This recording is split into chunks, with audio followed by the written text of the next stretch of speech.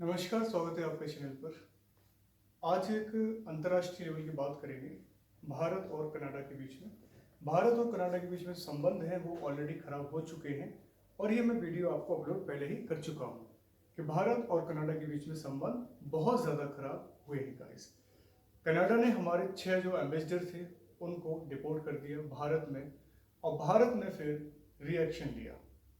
उसने एक्शन लिया, हमने रिएक्शन लिया। हमने भी क्या किया, कनाडा के जो 6 एम्बेसडर थे उनको भी हमने अल्टीमेटम दे दिया कि आप भारत को इतने तारीख तक और इतने बजे तक छोड़ दें आप। अब क्या हुआ है, बहुत सारी प्रॉब्लम्स कनाडा ने हमारे सामने खड़ी कर दी हैं। बात ये नहीं कि बस ये बोल दिया तो काम खत्म हो जाएगा, लेकिन समस्या और बढ़ा दी है कनाडा गवर्नमेंट ने। कनाडा का प्रधानमंत्री जस्टिन ट्रूडो है, क्योंकि अभी थोड़े महीने बाद कनाडा में चुनाव होंगे। अब कनाडा में चुनाव होने का सबसे बड़ा रोल हमारे भारतीयों का ही है, क्योंकि पंजाब से जो पंजाब में खालिस्तानी समर्थक हैं वो वहां जाकर भारत के अगेंस्ट जो हैं अफवाह फैला रहे हैं। और कुछ लोग जो हैं जैसे गोल्डी बराड़ है ना, निज्जर था, पन्नू थे, ये सब मोस्ट वांटेड आतंकी थे, टेररिस्ट थे, अपराधी थे, जो कनाडा और उत्तर अमेरिका में जाकर छुप गए थे। लोग वहां पर उस देश ने उनको पनाह दी थी। अब इस पर हमारे विदेश मंत्रालय से इंफॉर्मेशन गई थी कि हमारी मोस्ट वांटेड है, आप इनको पनाह क्यों दे रहे हो। और हमने पहली लिस्ट आपको सौंपी थी कि ये मोस्ट वांटेड आतंकवादी हैं, मोस्ट वांटेड अपराधी हैं, हमारे यहाँ इनके ऊपर केस चल रहा है, और आपने इनको सिटीजनशिप दे दी, घर दे दिया, और इज्जत के साथ आप इनको रख रहे हो। जब हमने रिपोर्ट मांगी तो आपने रिपोर्ट में कहा कि ये हम आपके रिपोर्ट में कनाडा ने कहा था कि हम सपोर्ट कर रहे हैं, लेकिन अब कोई सपोर्ट नहीं हो रहा है। वो जो अवांछित लिस्ट थी, सस्पेक्टेड लिस्ट थी और आतंकवाद लिस्ट थी, उसमें से उसका नाम बाहर कर दिया है, क्योंकि निज्जर की तो हत्या हो गई थी जिसका आरोप भारत सरकार पर लगाया था कनाडा ने, है ना। अब हुआ है एक बात और, गोल्डी बराड़ का। गोल्डी बराड़ एक मोस्ट वांटेड टेररिस्ट है, जो कनाडा सरकार ने सस्पेक्टेड के आधार पर जो पहले था और अपराधी लिस्ट में था उसको बाहर कर दिया गया है। तो हमारे जो ऑफिसर हैं मिस्टर वर्मा साहब, IFS अधिकारी हैं, उन्होंने स्वयं कहा है कि पहले कनाडा हमारे साथ अच्छा बर्ताव कर रहा था, लेकिन ये जो प्रॉब्लम क्रिएट की है कनाडा ने हमारे साथ, इसको लेकर कनाडा और ज़्यादा हमारे को टॉर्चर कर रहा है। और हमारे भारतीय छात्रों, भारतीय जो वर्कर्स हैं, हमारे कई सारे एम्प्लॉई हैं, कई सारे सेक्टर्स में काम कर रहे हैं और कई सारे वीज़ा की लिस्ट में हैं कनाडा जाने पर, उन पर भी ज़्यादा से ज़्यादा प्रतिबंध लगा दिया जा रहा है। अब सोचिए, प्रॉब्लम एक नहीं अनेकों प्रॉब्लम हो चुकी है। कहते नहीं आ बैल मुझे मार, इस तरह की हरकतें जस्टिन ट्रूडो ने कर दी हैं भारत के साथ। भारत के साथ बहुत अच्छा संबंध था 2-4 साल पहले, लेकिन जून 2023 से संबंध बिगड़ गए जब निज्जर की हत्या हो जाती है कनाडा में, और कनाडा जो है निज्जर की हत्या का दोषी भारत को मानता है। तो यहाँ ये समस्या की बात मैं यहाँ कर रहा हूँ गाइस, क्योंकि मोस्ट वांटेड अपराधी को कनाडा, अमेरिका जो है क्या कर रहा है, पनाह दे रहा है। तो ये गलत है, इस तरह से उसे नहीं करना चाहिए। समस्याएं होती हैं, बहुत समस्या है, एक नहीं अनेकों समस्याएं हैं। तो ये वीडियो मैं बोर्ड पे तो नहीं मैं आपको दिखा रहा, मैं कुछ कर रहा हूँ, मैं बस एक तरह से स्पीच दे रहा हूँ ताकि आप सुन सकें कि एग्जैक्टली कनाडा और भारत के बीच में संबंध खराब हो चुके हैं। ये हमारे एग्जाम से रिलेटेड भी है, अवेयरनेस से भी रिलेटेड है। तो गाइस, लगभग हमारे भारतीय छात्र कनाडा में पढ़ाई कर रहे हैं। तकरीबन 3,20,000 स्टूडेंट्स जो कनाडियन विश्वविद्यालय में ऑलरेडी पढ़ाई कर रहे हैं, उन पर पूरी तरह से शिकंजा कस दिया है वहाँ के कनाडिया प्रधानमंत्री ने।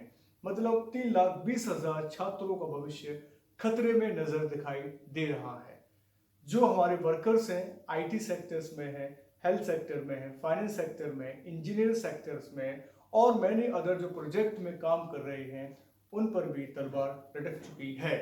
सोचिए, कई हजार तादाद में, कई लाखों तादाद में भारतीय लोग कनाडा जाकर अपना रोजगार प्राप्त करते हैं, लेकिन कनाडा ने थोड़ी सी बात को, चिंगारी को आग लगा के रख दिया है पूरे वर्ल्ड ग्लोबल लेवल पर। तो भारत की पूरी तरह से क्रिटिसाइज कर रहा है, निंदा कर रहा है, बुराई कर रहा है इंटरनेशनल लेवल पर कि उसने हमारे भारतीय, हमारे कनाडियन लोगों को हमारे ही देश में आकर मारा है। तो भारत देश के ऊपर ये एलिगेशंस बेबुनियाद थे।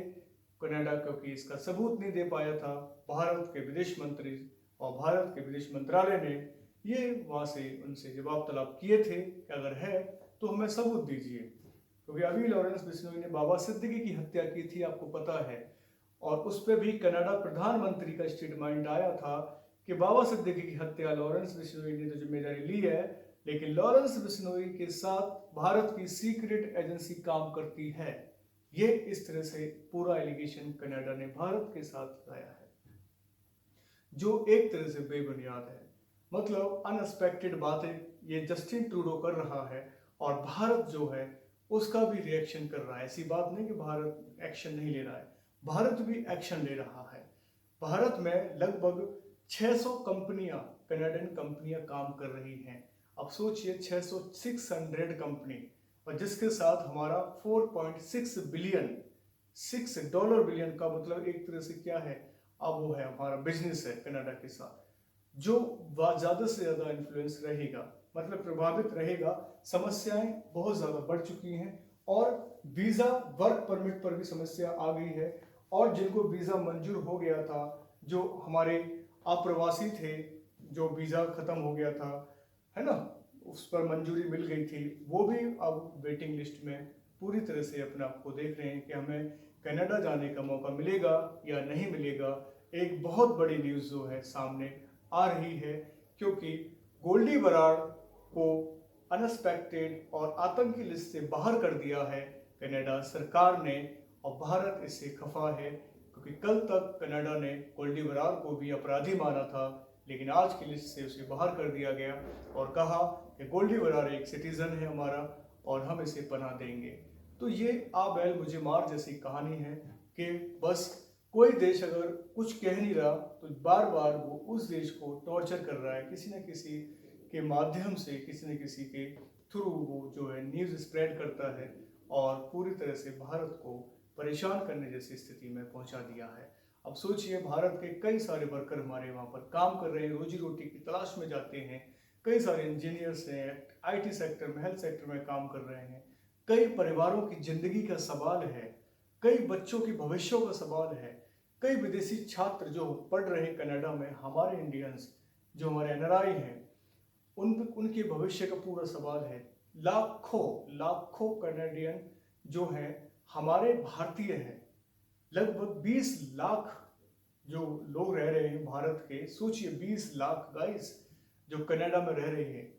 सोचिए कनाडा की आबादी कितनी है, लगभग 4 करोड़ के समथिंग कनाडा की आबादी है। तो आप 20 लाख निकाल दो, तो 20 लाख जो वोटर्स होते हैं, ये सब वोटिंग का खेल है, वहाँ भड़काया गया है पूरी तरह से। ब्रिटेन ने एक बात कही थी जब हम गुलाम थे कि भारतीयों को हम कन्विंस आराम से कर सकते हैं, मैं नहीं, ब्रिटेन कह रहा मैं नहीं, अदर अन्य देश भी भारतीयों को कन्विंस कर सकते हैं मुनाफे के आधार पर। और आज आदमी मुनाफे के चक्कर में चक्कर काट रहा है और मुनाफा कमाने में लगा हुआ है। घर परिवार चल रहा है कि नहीं चल रहा है ना, क्या हो रहा है क्या नहीं हो रहा है, कोई मतलब नहीं, है ना। रिश्तेदारों में अपनी पहचान बनानी है कि नहीं बनानी है, सोशल इमेज बनानी है कि नहीं बनानी है, सिर्फ अपना प्रॉफिट देखा जा रहा है और प्रॉफिट के लिए देश को भी छोड़ रहे हैं और देश के प्रति कोई लगाव नहीं, और देश के अगेंस्ट कनाडा में जाकर देश को ही गाली दे रहे हैं।